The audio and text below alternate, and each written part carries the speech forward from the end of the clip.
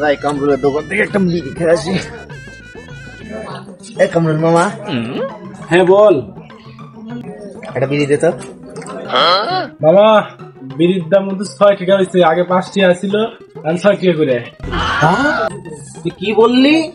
তুই বললি কি দেশটাকে তোরা শেষ করে দিলি? এক সিগারেটের দাম 6 টাকা কখনো হয় নাকি রে?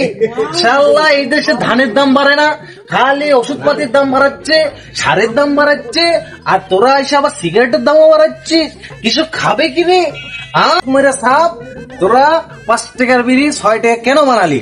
আগে জয়নাল বিড়ি ছিল এক প্যাকেটের দাম 10 টাকা, আর এখন হয়েছে 25 টাকা।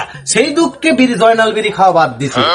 মন খেতাম, সেটা 5 টাকার থেকে এখন 15 টাকা। কেমন করে হলো রে? আমরা একটু ধান টান কাটতে যায় দিয়ে একটা জয়নাল বিড়ি টিড়ি খাই, তাও তোদের সহ্য হচ্ছে না। তোরা খালি দাম বাড়াচ্ছিস। নিঃসন্দেহে তুই ঠিক কথা বলেছিস। তোরা শেষ করে দিলি, এখন কি বিড়ি খাওয়া বাদ দিয়ে গাঁজা খাওয়া ধরবো তোদের জন্য? মদ তো সব বাদ দিয়ে এখন গাঁজা ধরবো, বিড়ি খাওয়া বাদ দিয়ে দিচ্ছি, আর খাবো না তোদের সঙ্গে। তোদের আর বিড়ি খাবোই না, এই দেশে থাকবো না। এখানে আমার কি করণীয়? উপর মহল থেকেই দাম বাড়িয়ে দিছে, এখানে আমরা বিক্রি করতেছে 5 টাকার বিড়ি 6 টাকা বিক্রি করতেছে, এখানেও আমাদের দোষ। আমরা কি করে খাবো?